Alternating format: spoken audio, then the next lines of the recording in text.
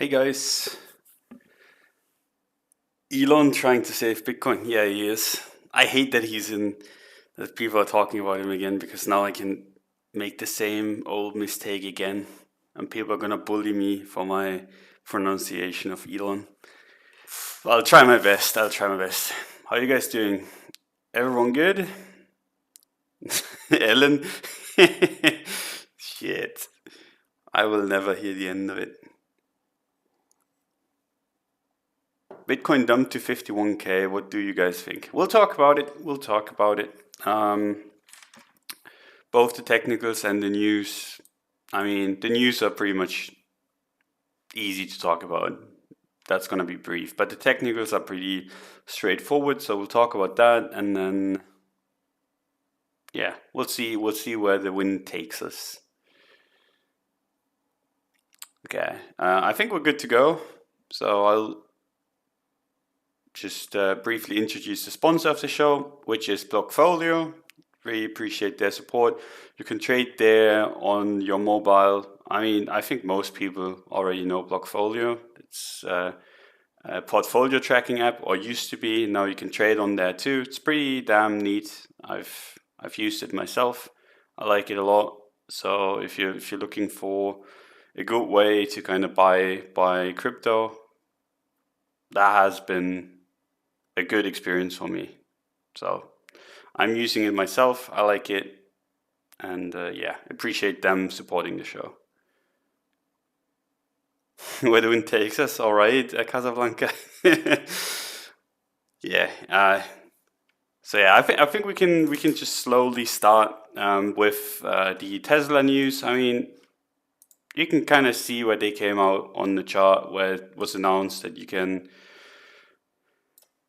now buy Teslas with Bitcoin, and then that pushed price up, and we've retraced ever since. So this opens up a whole lot of opportunities, in my opinion, because with news like this, you really don't want to see them fully retraced in the bull market, right? So this is where the short to mid time frame bull market ends, right? Let's say this crashes down here. I think we're pretty much done for the next few days to weeks. But as long as that holds, we're good, right? And I've said the same thing before.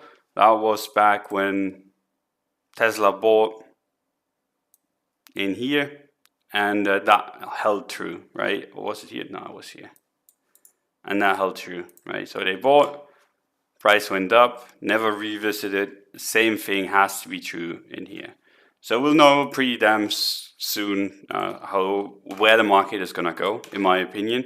At best, if we undercut this, I think we're in for chop. At worst, we're in for a drop. But as long as we haven't undercut it, we're good to go. So yeah, let's start with the technicals. The weekly time frame, I mean, we did make a higher high, right? A tiny one, but still a higher high. What you really don't want to see is this low get taken out, but then again, like the best support is in the 38 area. So if it does revisit there, I mean, I'm gonna buy, and then if it bounces weekly, like in a weak fashion, that would make me sell again. And if it bounces in a strong fashion, I mean, new all-time highs, right? But that doesn't really, like, you don't have to assume we're going to 38K because it's strong bullish momentum. Nothing to worry about just yet on the weekly time frame. It's just the nearest support on the chart, which, I mean, when you're looking at a chart, you always have to kind of figure out, okay, where would I want to be putting some money at risk? And for me, it's here. That's weekly support. It's the best support we have. So it makes a lot of sense to kind of be in a position where I can actually buy this thing. And that would be my favorite kind of entry. Now, are we going to get it? I don't know. It's not looking too bearish right now. I mean, it's just 2 strong weeks into 2 weeks where we just pulled up back a little. But the more important chart right now, in my opinion, is the daily chart. And that is why I think we're dipping right now, because we're trading into resistance, and that resistance was support before in here, failed to act as support or was tested too many times, broke down, and then retested on this Tesla pump. And whenever you get this, whenever you get news, bullish news into resistance, and the market actually rejects, that's usually a really bad sign, right? So, I mean, the day has still 4 hours left to go, but if we're closing anywhere below this red line, which is in the area of 55.5, and that would be really bad news, in my opinion, because then we would have a technical breakdown into a bearish retest off of good news. And yeah, then you know, okay, a bunch of people are looking for the lows to hold, because I mean, they know, and pretty much everyone in the market knows, okay, the lows shouldn't be taken out again, because everyone is, this was based off of bullish news, and you don't want to undercut bullish news, right? So you get in trouble really quick. So we need some bullish momentum today. If not, I think this is looking like it wants to retrace. Is that clear? Is there anything that you guys didn't understand, want me to explain further? Let me know.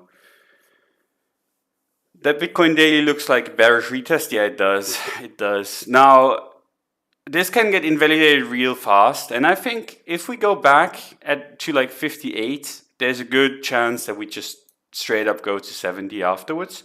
So let's say this just creeps up today, creeps up tomorrow, and then puts in like a bigger candle in here, then I could just see this take off from there, right?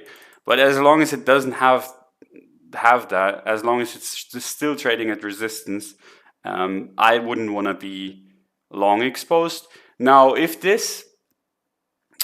we're chilling at this resistance, right? Let's say we close like this in a bearish fashion, and we don't reject immediately, I would think we go up as well. So tomorrow should be a red day if we close like this. Whoops, sorry. Like, let's say we close at resistance, tomorrow should be a red day in my opinion. And if it's not significantly red, I think there's a good chance that it keeps going up. But yeah, it's not looking too pretty on the daily time frame, and on the 4 hour, it's basically a bearish retest as well. So we'll see how it goes, right? I want to see this put in some strength today, but if it doesn't towards the daily close, I think there's a good chance we're actually going to pull back a little. We shorting anything, it's ETH, looks like hot trash. Yeah, ETH is interesting in my opinion, not looking too pretty.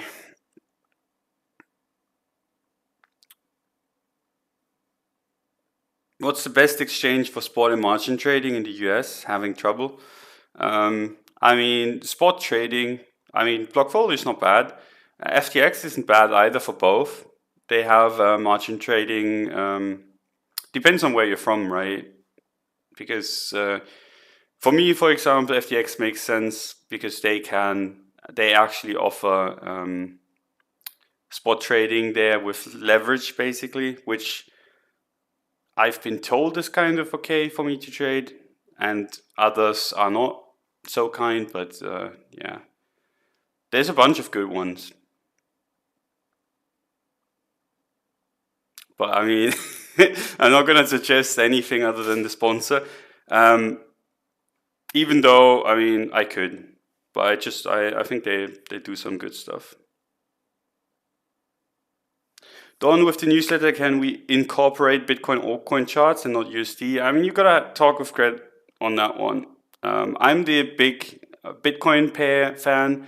Cred is the big USD pair fan, and we're basically doing 50-50 or trying to. But yeah.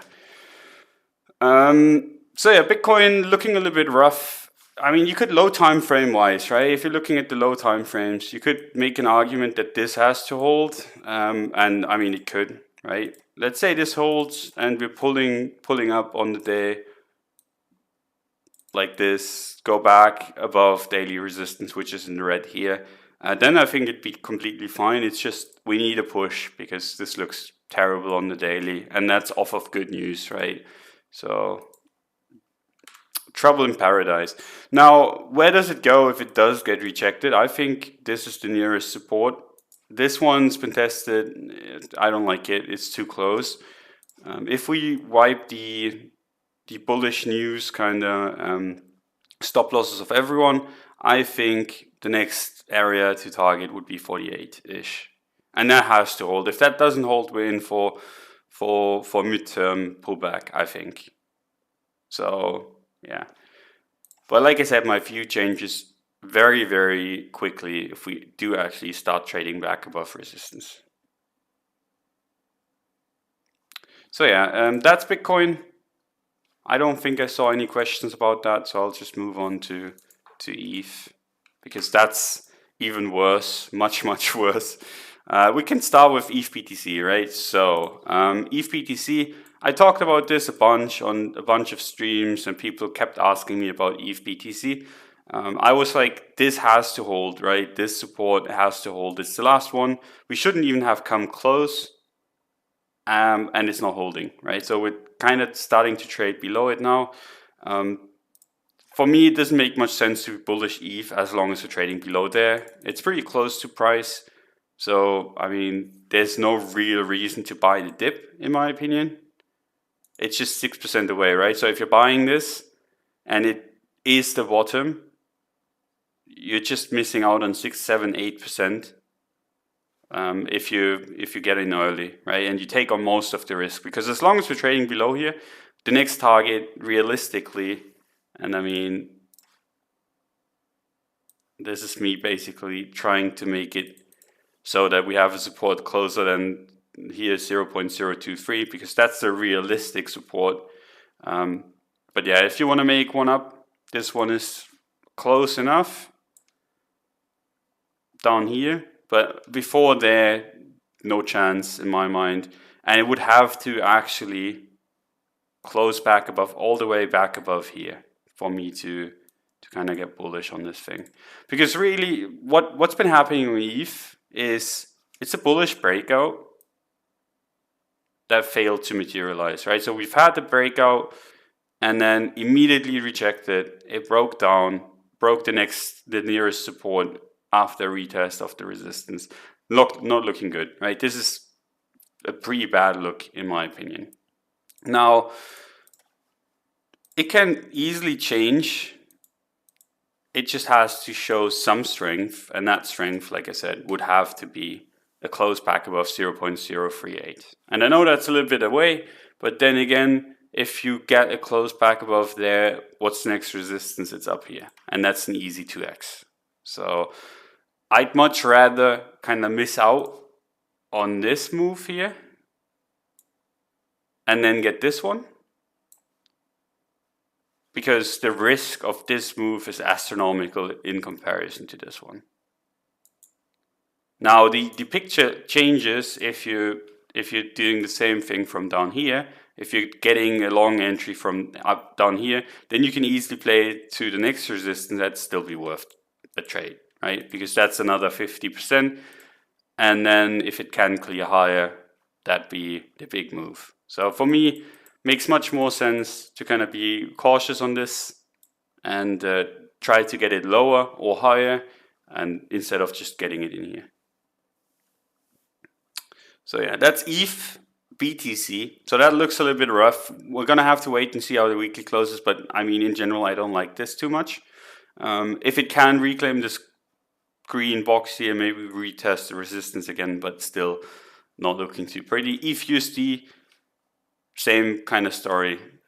We've had this on the newsletter, this range basically. I don't know why it's not on my chart, but here it is. So we have this range here, right? So range high up here, range low down here. So range high in the 1.9 case, range low in the 1.4 case. Now, in general, we talked about this a few weeks ago, that I didn't really like the fact that we retested the all-time high, because I mean, Bitcoin never did, and Bitcoin looked much more bullish off of the all-time high breakout. If this retests the all-time high support again, I think that's probably gonna fail, and that'd be bad news. So this is basically the support to hold right now, the daily support. And if that breaks, I think we're gonna break the all-time high and then go lower. So I mean, if you're an ETH bull, it makes sense to kind of look for a long in here, because if you invalidate it, it is probably the short to mid-term top, and you're gonna get a much better opportunity down in this range, right? So how would that trade look like? I mean, for example, something like this. You get a trade in support, have a stop loss like Neo, or like even tighter than that, and then just target a breakout. And then, I mean, that makes sense just based off the fact that you have like the risk reward is just heavily in your favor, and if it fails, you're not going to get a better entry on the long for much longer. So if this fails, right, let's say this just completely crashes through, it's probably just going to have a second leg down, and then you can try again in the 1K area. So that's kind of my view on it. I wouldn't want to take the trade just based off the fact that Bitcoin is trading below support, right? So Bitcoin is trading into resistance. So I wouldn't want to take an ETH long at support just based off the fact that Bitcoin and ETH aren't confluent.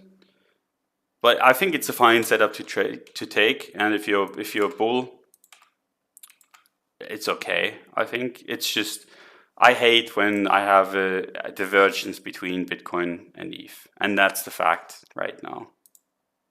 And if you want to see what made this breakdown, it's basically, so we had resistance in here, high time frame resistance, ran into it, rejected, and then we talked about this last week, I think, the head and shoulders thingy in here that broke to the downside. Actually retested real nicely too. So this looks complete garbage, and yeah. If anything, if it wipes the stops, this is your entry. I think you don't want to be getting in too early, and there's a good chance that you get stopped out on this. But the risk reward is huge, so I mean, I can see why people would want to take it, and I think it's a fine trade. Is this really options FUD? I don't get it, that logic, man. I wouldn't say it's options FUD. It's just, I mean, the market's up 12x, right? I mean, like, that's the thing. Every time Bitcoin or ETH or anything really pulls back, people are like, oh, what's this FUD, whatever. This has been the price movement. It's up 16K, like 1.6K%. Now, if this gets a pullback of like 40%, people are going to call the bull market over, right? Now, I'm not saying that's going to happen, but I mean, like the 40% pullback is going to happen. But you know that people are just going to freak the fuck out, not realizing that all that does, like let's say we go back in the next 2-3 weeks, all that does is take us back 3 months. And it's still up 1K%.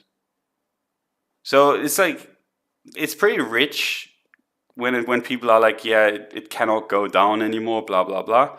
I mean, it can obviously go down. It doesn't have to go down. But if you're not willing to, or like if you're positioned so that you cannot stand this drawdown of like 40% after a rally of 60, like 1.6K percent, or like times 15, I mean, what are you doing? I mean, you're just over risking massively at that stage, right?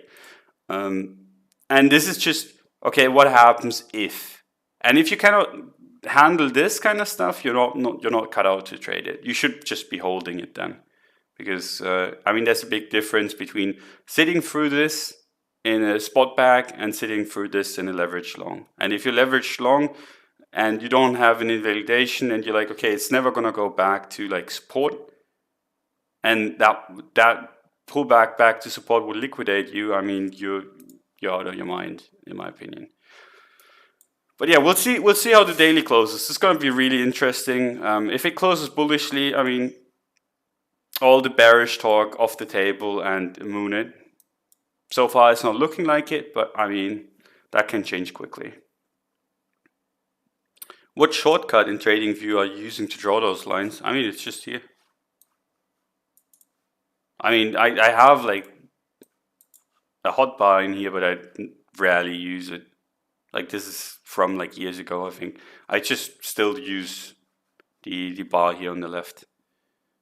Nothing goes up forever. A correction has to occur. I mean, that is you're obviously right, right? But it's not necessarily the best mindset to have. So there's a big difference between okay, this can pull back and this has to pull back, because a lot of people have been sitting here looking at this in here, somewhere in here, being like this has to pull back, right? And if you're thinking like that, you're gonna miss out on the move. Now it can easily pull back at any time, but if you're like, okay, something has to happen, this has to go to 100k, this has to not pull back, or this has to pull back, you're most likely in the wrong state of mind to trade it.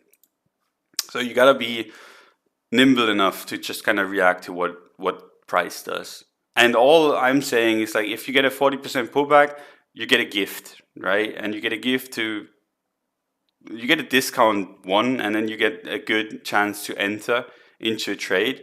Now, if that's gonna play out or not doesn't really matter. I think, like, let's say this rolls over and then you get a big bounce, right? Even if you buy in here and then just get out on that bounce because you don't like it, that's still a nice gain, right? And you're basically taking advantage of the over leveraged people on the way down. So there's multiple ways to make money in this. One is being patient and waiting at high time frame support while having a position. And then there's some people are trying to short it. I mean, for me, it doesn't really make much sense in a bull market like this. You just burn your fingers, right? Like if you think about it, if this pulls back 40%, yeah, you're gonna make a bunch of money on a short, right? But if it doesn't, and if you get stopped out and you're in the wrong mindset, in the not buying the dip mindset, I mean, you're gonna lose out on much more. So I think it makes a lot of sense to just reduce risk when you get bearish setups, wait at support, try to kind of get back in. And then if it does bounce from support and looks weak, then go ahead, short it, whatever. But you don't need to catch the top. Like this was a much better short in my opinion than up here. And this is coming from someone that shorted this. Well, I mean, I lost my mind and I was like completely freaked out when I did. So I mean, this is the risky short, the one that's gonna make you age 10 years in a week's time, and this is the not so risky short that is still going to be stressful, but much less so. So I mean, let's say this breaks down, bounces weak, I mean, that's going to be a better short than the high.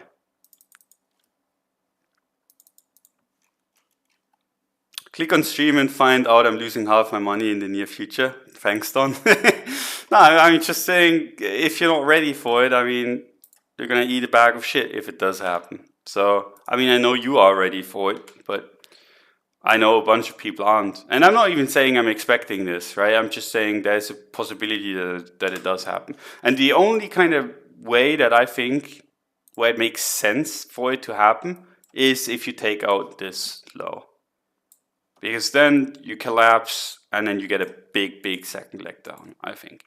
Now, if that doesn't happen, I mean, you could even take the opposite side of the trade, right? You get along somewhere close to it. You have your stop loss down there with everyone else. Because that's one thing a lot of people seem to be doing wrong. Like in a bull market, you want to be on the side of everyone.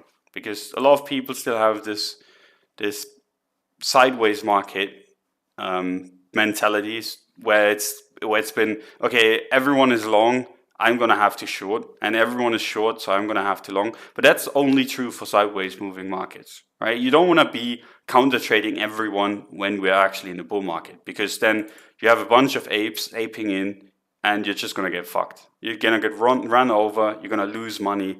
Doesn't make much sense, right? So there's a big difference between how you trade in a bull, bear, or sideways market. Sideways market, you want to be counter trading pretty much everyone. Like, you get a bunch of people on one side, you counter trade that. In a bull market, you want to be the ape among the apes. And in the bear market, it's a little bit more tricky. Like in a bull market, you just try to be on the side of everyone. In a bear market, it's a little bit more tricky because bear markets just kind of fuck you over in multiple ways. I mean, they're gonna make you think this is gonna break out soon. Bear markets are not as easy to trade for most, but I mean, we're not in a bear market, so I mean, it doesn't really concern us just yet. But yeah, there's a big difference there, and I feel like a lot of people are stuck in the mindset that they had in 17, 18, 19, where they knew how to trade it, and now they can't anymore. Like video now, subscribe to newsletter. Appreciate it, super appreciate it. In 4 to 5 years, Bitcoin will stabilize at around 30K. I mean, I don't know where you have that from. I don't have an oracle. It sounds kind of crazy to me. I think the thing is with Bitcoin, either you're going to be trading at 200K or you're probably going to trade lower than 30K. I'd be very surprised if at 4 years we're trading at the same price. I feel the apes are out of bananas. Institutions don't want to enter on Elon's 2x. I mean, that is possible. And like I said, like if this daily turns red, I mean, we're shit out of luck. There's gonna be some pain to be had. But it's exciting. I like it. I love to trade these circumstances normally, just based off of the fact that, I mean, if this runs people over, it's gonna run people over massively, and then how these midterm pullbacks play out is a sight to behold. So what they do is they just squeeze you out so much. So what they can do, and I mean we've seen this in the past, you get these, you're like, well, how is this possible? How can this not break out? And I mean, this would just mean like goes in here and then goes back down, and you get all of these bounces along the way, which would just be a lot of fun to trade. Now, yeah, like I said, it still needs to close red for that though. Do you keep most in USD or keep BTC? So in my history, and I mean this is always sad to talk about. So I was 100% in Bitcoin basically, or Bitcoin in general, all coins. I was basically 100% in for most of this stretch, right? So I short hedged in this area. I bought more than I should have in this area, but in general, like I was like my net worth was deployed. The money that I didn't have in Bitcoin, I had in Tether, right? So I was basically 100% exposed to the crypto market. And then in here, I decided to diversify and nuked. I was like, I am a genius. Bought some back and sold that pretty early because like bought some back with the money that I diversified in here, which I shouldn't have. Sold that pretty early and have been both since then. So I mean that was pretty unfortunate timing. Still took the Bitcoin rally. Could have made much more if I didn't diversify, but then again, I don't know what I would have done if I was all in crypto during this breakdown, right? So maybe I would have panic sold everything. Who knows? In that situation, I mean, who knows, right? But still have plenty in Bitcoin, and that's gonna stay that way, I think, for hopefully for a few more months. I'm not entirely sure how long this bull market is gonna last. If we start breaking down below 30K, I mean, I would start being worried on a macro level, but I mean that's far from happening. Would you try to increase your Bitcoin or USD? No, USD. I don't really try to maximize Bitcoin anymore. Used to do it, and then kind of reached my targets before Bitcoin actually took off. And for me nowadays, it's just USD. I mean, I like Bitcoin, don't get me wrong, but I mean, I like USD as much. And I like diversifying into other stuff. It's fun. I'm still not really into all of it. I don't understand most of it, taking some time, but I enjoy several markets now, not my 100% in crypto thing from the past. Do you have any paid channels for trades? No, I do not.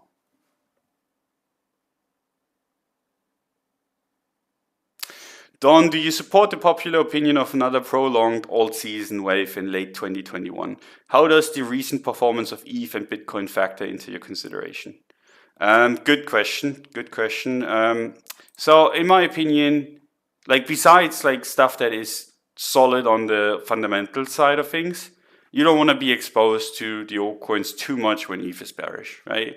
Now, DeFi kind of was a massive outlier to that, and I mean that's just because fundamentally it was attractive, right? You get something new that actually makes sense, and that's gonna go up regardless, right? Or it doesn't have to go up, but it's probably gonna outperform if you get something that just works. Because I mean, most stuff in crypto doesn't, right? So if you suddenly get something that works, that's gonna outperform. But in general, like the most coins are gonna suffer when ETH suffers, and ETH's just not looking good. So the altcoins are not gonna look good in the short term.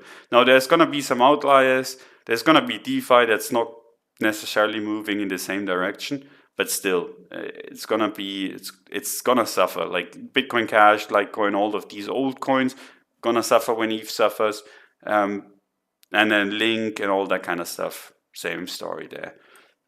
Now, I think in general, you don't necessarily have to be like, okay, all coins are gonna rally in December because they usually like to rally in December.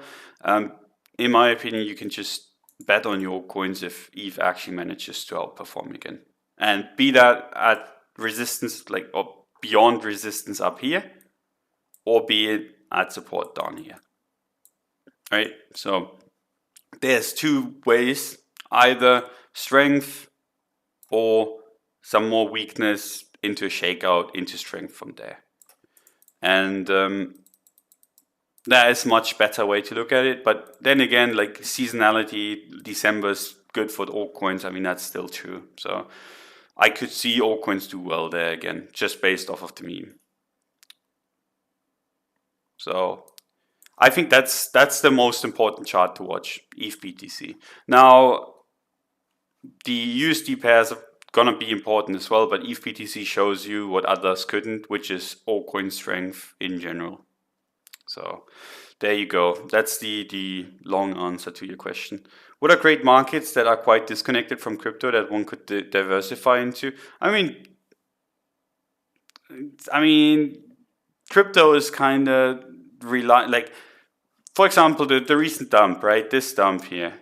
You've had a bunch of candles to the downside. Now you look at the stock market, you see that has dumped as well. And then you can kind of guess where this is coming from, right? It's still outperforming, by the way. It's just, it's not holding strong against it. So you have some correlation there. You're going to have correlation on pretty much any market. Right now, I mean, these markets, you have Pokemon cards go up, you have a bunch of collectibles go up, you have Bitcoin go up. So, I mean, there's a bunch of stuff that is just lightly correlated, or at least going in the same direction. And then there's other stuff that isn't, which I'm trying to find myself. I mean, gold is kind of hilarious in its own right because it's not been doing what crypto's been doing. It's kind of been doing the inverse. But then you could say, oh, this is not moving in the same direction crypto is, so it's gonna be a good hedge. But that's not true, right? Because I mean, the reason why this has been moving down, at least part of the reason, is because Bitcoin has done so well.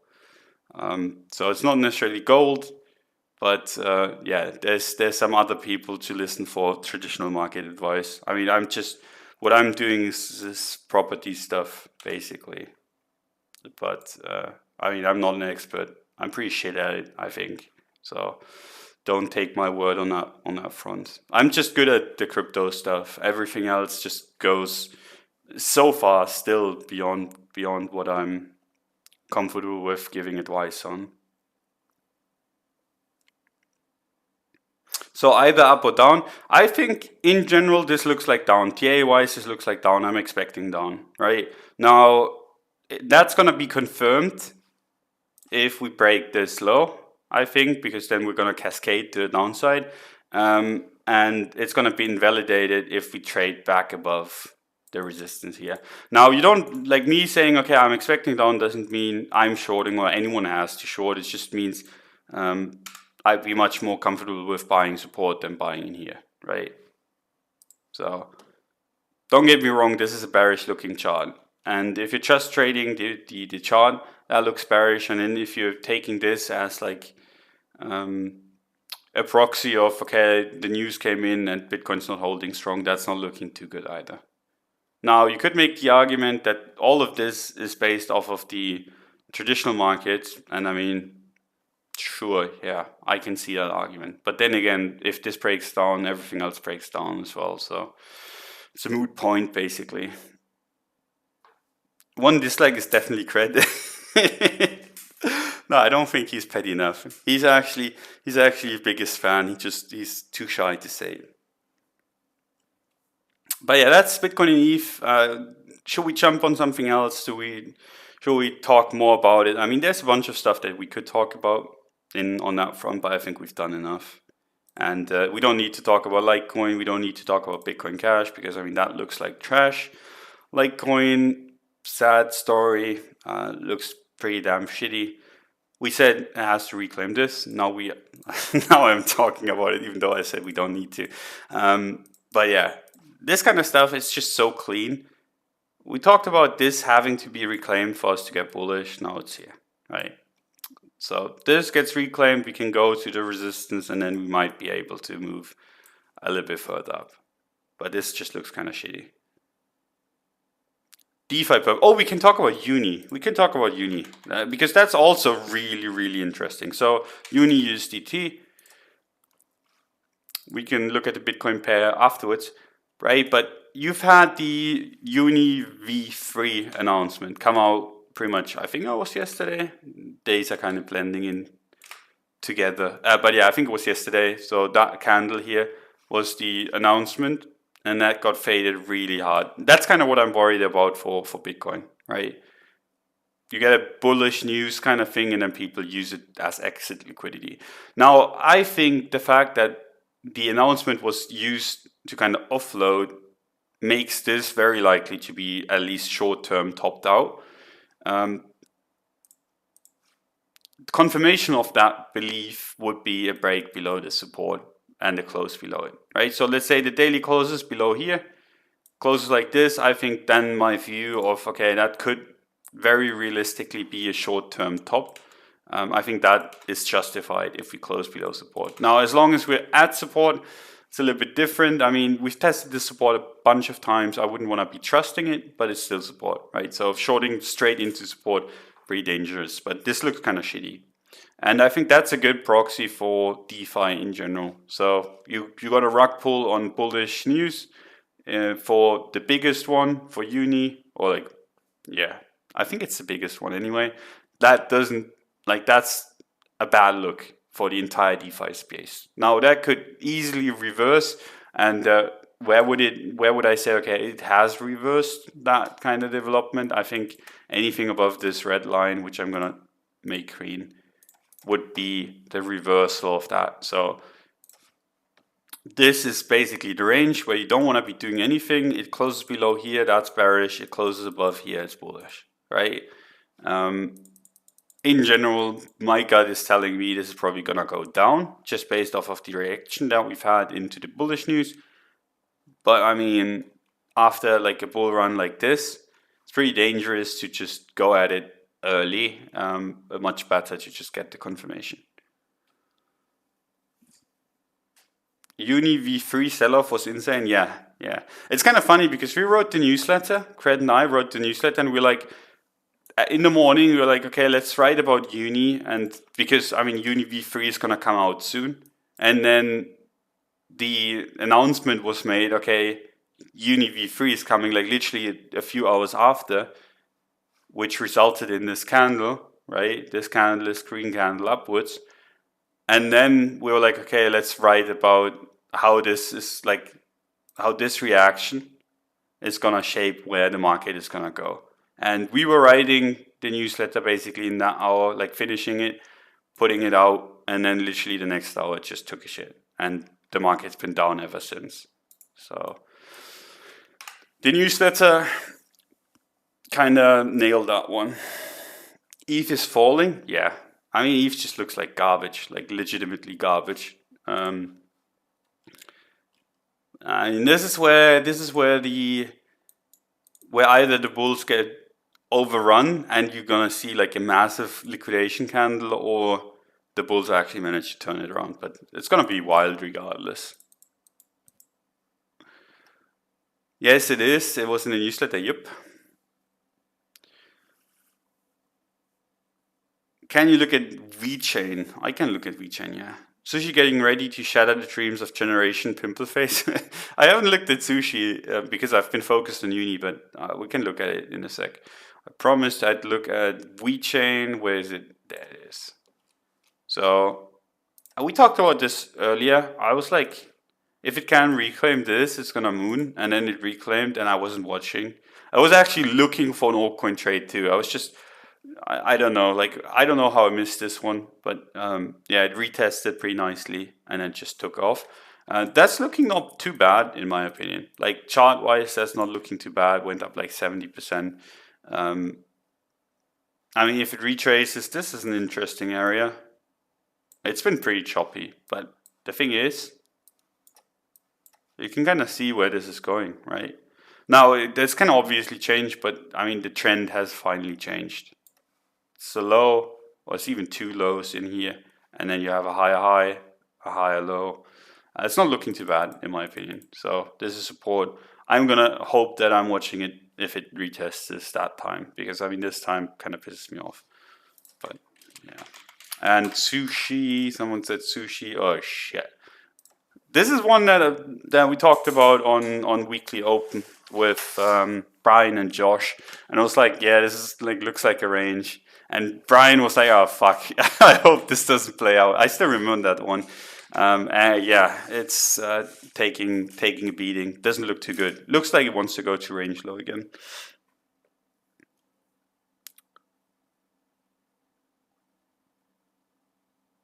Does Cred write something in the newsletter, or he just lock you in the basement until it's done? Does Cred write something in the newsletter, or he just locks you in the basement until it's done? So like most of the wordsmithing going on, or like pretty much all of it is Cred.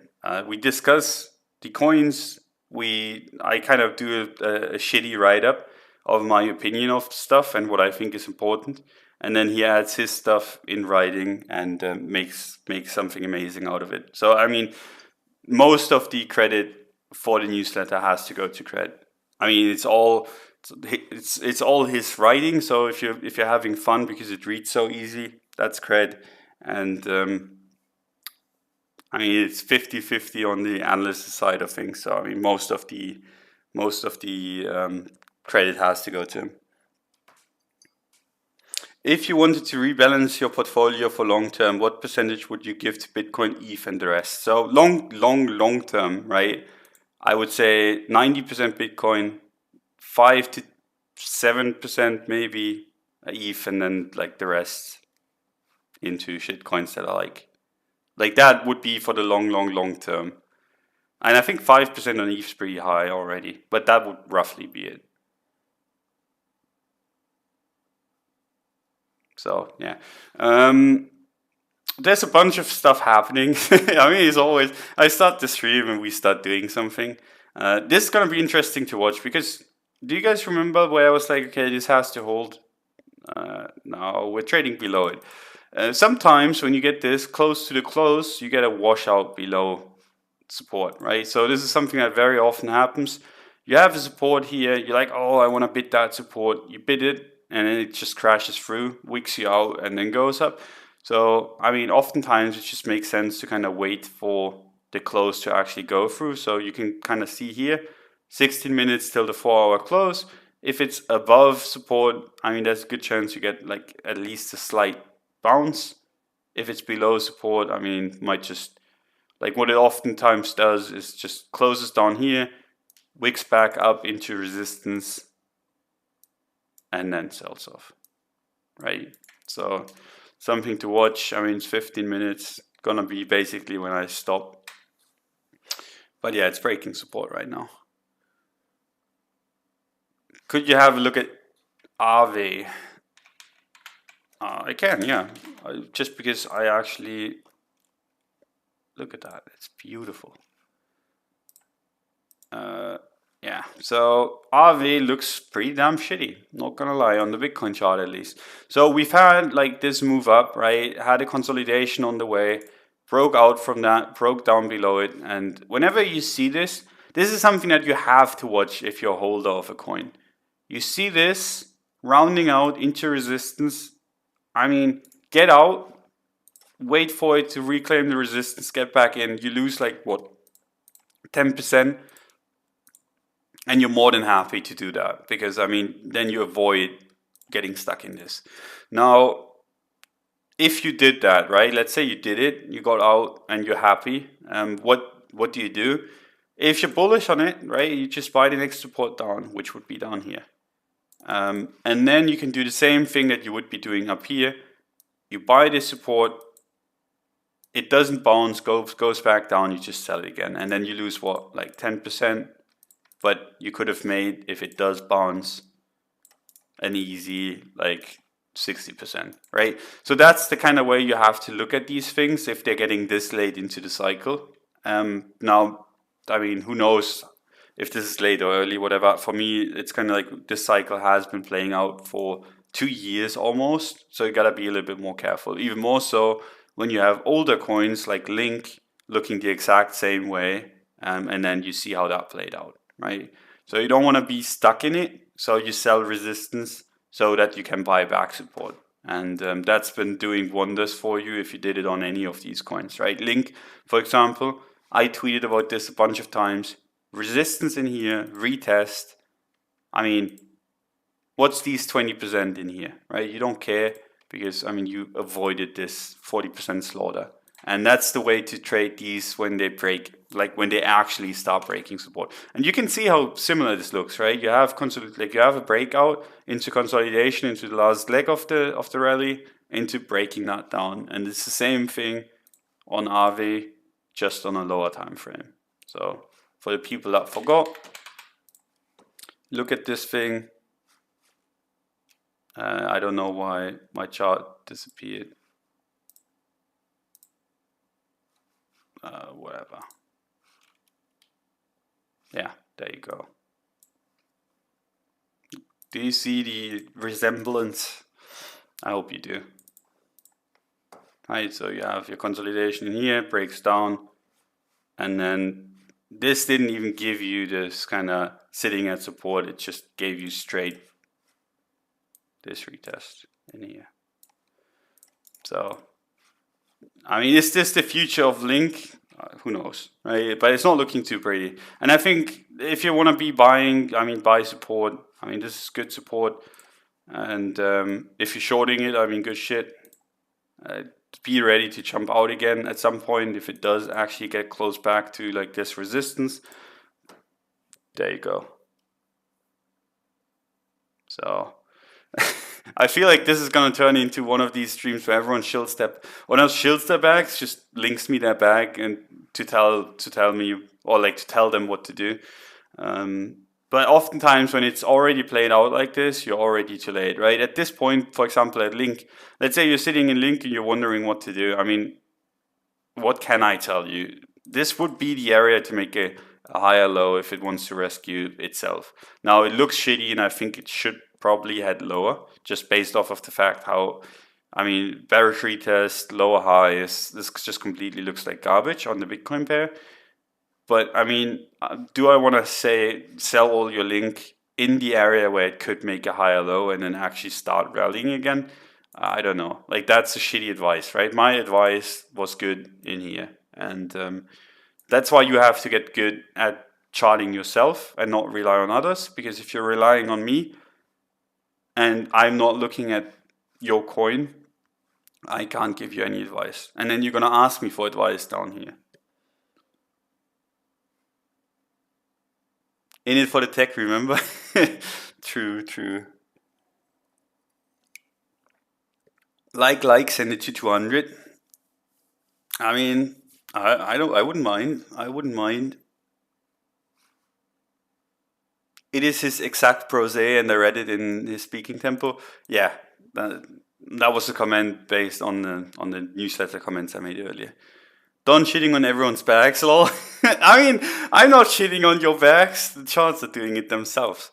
But I mean, those like there's a few that look better, right? It's just like the link has been looking shit for weeks and weeks. Now there's other. This still looks like garbage. But there's others that look decent, right? So I mean, it's just about finding the right ones, I guess. But they're all correlated, right? So as long as ETH doesn't look good and it's looking pretty damn shitty right now, you're not gonna see too many altcoins do well.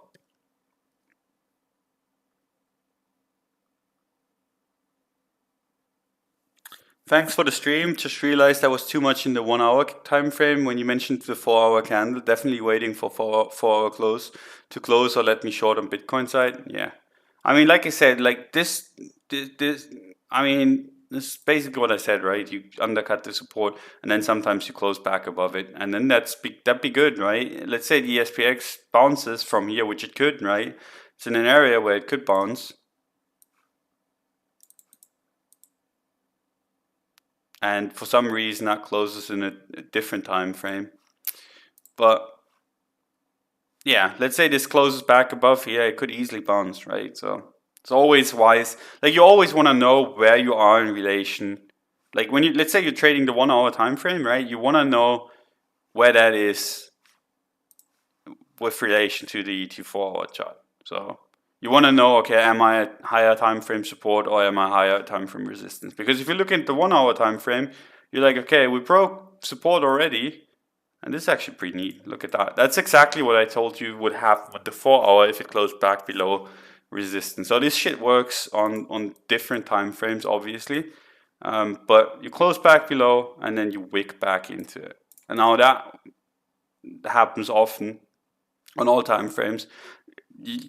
A bunch of people might be saying, okay, I'm just going to trade off of that. That's not how it works, right? You would have to build a system and kind of incorporate that into your framework. But I mean, that's something to look at if you are looking for something to trade off of. And that wick or like that breakdown on the 1 hour into bearish retest, whatever, could be a bullish retest on the 4 hour. So got to be careful. Got to know where you are on the higher time frames. Double bottom neckline tested? Yeah, maybe on the SPX chart, yeah. SPX probably has 1 hour remaining on the 4 hour because of trading hours. Yeah, I think so too. It's just funny that it's different. So yeah, that's the bigger coins. With regards to the smaller coins, I mean, I haven't looked at Stellar in a long time. Holy shit, that's so choppy. We have to kind of change the range on that. I hate to, but I mean this has gotta be the new range. So yeah, that's roughly the range now. Still, I mean, I still don't understand why anyone would want to own this shit, but that's the range for the people that want to trade it anyway. You bullish on stable coins? Definitely. I mean, Tether's gonna move from 0.99999 to 1 in a heartbeat, man. Check the Dixie. Maybe it's because of the dollar. Yeah, I mean, we talked about this a lot in recent times. Dollar looks so stupidly bullish. It's kind of scary. So what we've had, and this is kind of funny because I mean the boomers just like to chart on the non-log time frame. We've had this breakdown back into the trend line, into rejection, right? But ended up at support. And this is how Bitcoin likes to bottom a lot, where you have a breakdown and you put in a consolidation. In Bitcoin, it looks like this, right? You get a breakdown and then you get a consolidation in here, and then you get a breakdown that fails, and then it moons, and then it retests this area. And I mean, in here, a very similar thing happened. It was just like a breakdown into consolidation, into move up, into retest. But yeah, this is one of my favorite kind of things to watch out for the macro kind of bottoms on Bitcoin. When Bitcoin breaks down and does something like this, everyone gets mega bearish on this retest. And I hate to say everyone, but it's just kind of like Twitter gets stupidly bearish, and it gets really annoying to be anywhere on social media, that's when you want to be buying. And that's a really nice setup. This is doing the same thing. It's pretty scary. Now, where could this go? I could see this like rally next week massively. Next month, no, not next week. Massively into this. That would be kind of nice confluence, right? Like, let's say it rallied into this resistance and then rejected, put in a range, whatever. But yeah, maybe crypto and the traditional markets are losing bid based off of that. Wouldn't be surprised. Looks pretty damn bullish. How could it turn back bearish? Answer to that is a close back below 91-ish. So close back below here, turned all of this up here into wick. Then, that would just look like a failed range reclaim. But right now, looks like it wants to reclaim the range on a higher time frame basis. So the dollar bears are getting fucked. And as long as that's the case, you're going to have people be a little bit on the cautious side for the traditional markets and also for Bitcoin.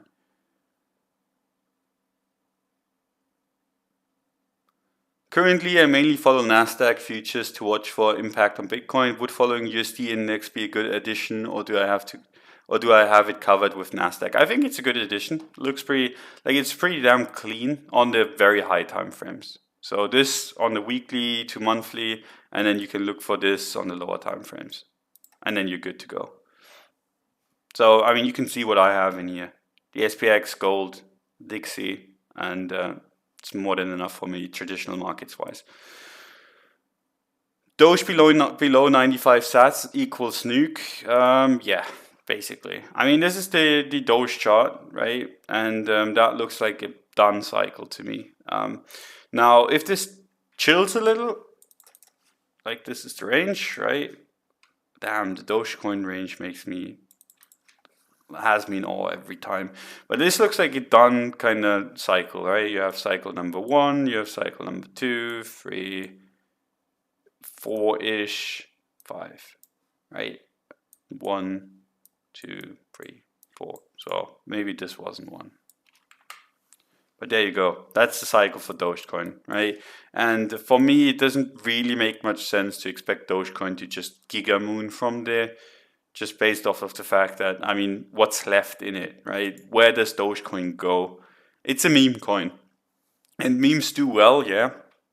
But let's say even if it does, like Gigamoon goes to 200 sats or whatever, you get a 2x and then you're already in dangerous territory because it's already going to be massive in comparison to Bitcoin. So you're kind of playing with fire up here. Where you're not playing with fire is in the 20 sats range. So I'm looking for that. I don't really have much of a cycle kind of perspective on it other than that. So I wouldn't want to be like, if you want to be trading low time frames, I think it's fine to trade a bounce if it maintains this level for a little bit longer. Let's say another like 5 to 10 days for a bounce to like 140, 150. I could see that before it goes down, but I wouldn't want to be playing another cycle.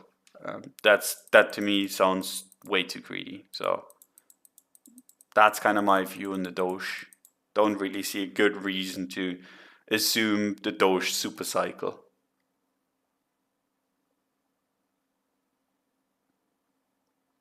Thanks, Don. Till next time. Till next time, man. Appreciate you coming by. Amazing. Markets are all TA. FA with the dollar's just stupid. They just print $1 trillion or free and give it to peeps. How does it go up? Yeah, I don't want to get into how like all the like printing narrative is a little bit on the wrong side of things, but they're not plainly just printing shit. It's a little bit more complicated than that. But all this does, the dollar index, right, is comparing the dollar to other currencies, and everyone is printing, right? So if everyone is printing, no one's printing, basically. So there's a bunch of stuff that makes this make sense, but like that makes this have any kind of sense. But yeah, the kind of, whenever people tell you the dollar is going to zero, I wouldn't listen. It's just stupid narrative. Doesn't make any sense. At some point you're losing purchasing power. True, but if you're expecting the dollar to just kind of disappear, you have bigger problems, right? If you expect the dollar to go to zero in the next year or two, you don't need to speculate on cryptos. You need to speculate on the bunker, and you need to speculate on a bunch of more things, right? Because you don't want to be like Bitcoin or like any crypto isn't going to help you when the dollar's at zero. And you're going to get fucked regardless, right? So, I mean, that kind of narrative is way overblown. Now, obviously, you're going to lose some purchasing power. I mean, it's just the fact with like pretty much any currency.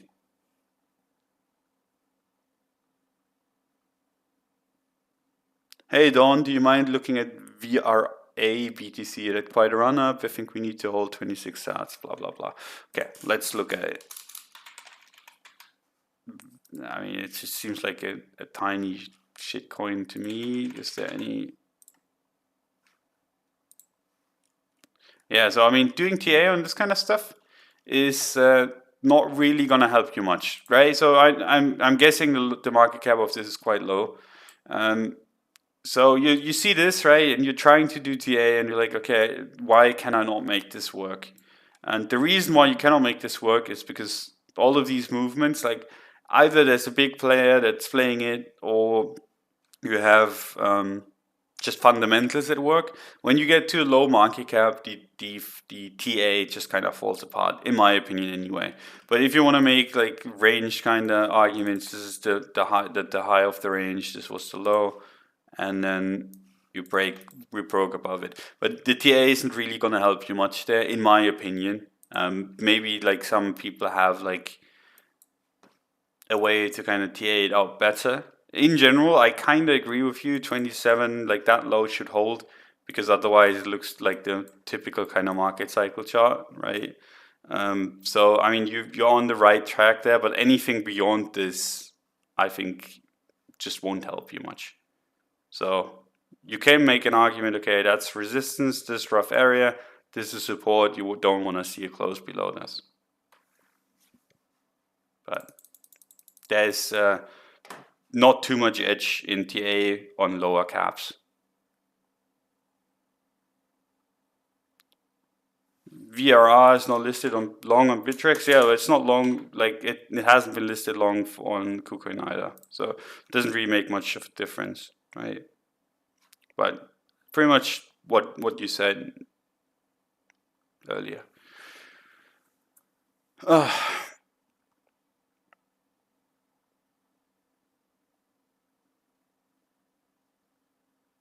On the Banken, and I thought you were from the UK, USA. No, I'm not from the UK or USA. I mean, my accent should be pretty obvious, I think. I mean, you've got three guesses to like kind of guess where I'm from, but it's not UK and it's not USA. But I think you should be able to figure it out relatively quickly, because I mean, no matter how hard I try, I can't get rid of my accent. It's just not working.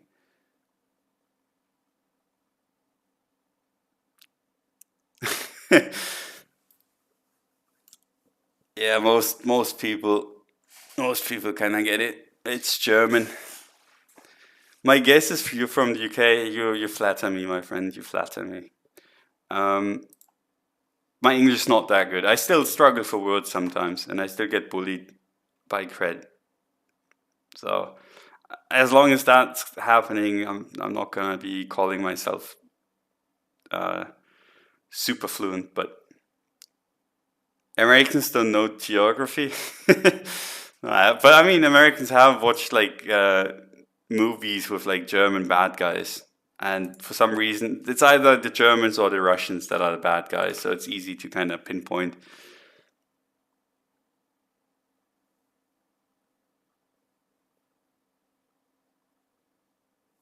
You don't have a typical German accent, weißt du? I try, but I'm pretty sure it's there. It's just, yeah. I mean, I've been speaking English my entire life.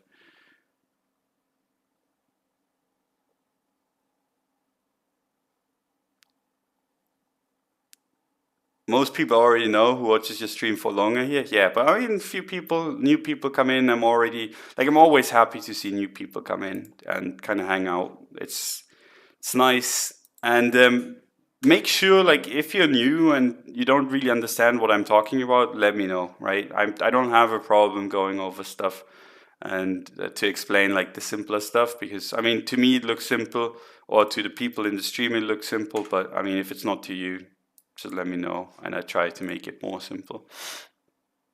But yeah, we're moving towards the ETH target that we've had, which was down here. That's going to be an interesting one. Bitcoin's also taking a massive beating. Dropped below the 4 hour, closed below. Now, are we going to see a fractal play out, like the 1 hour close in here, wick into it, break down? Is that going to happen on the 4 hour? I don't know. We'll see. We'll see. It kind of looks like it just wants to go break down. And yeah, I mean, it's just not catching a bit, so that's why. Double agent cred, yeah. A German and a Russian, the bad guys. It's true, it's true.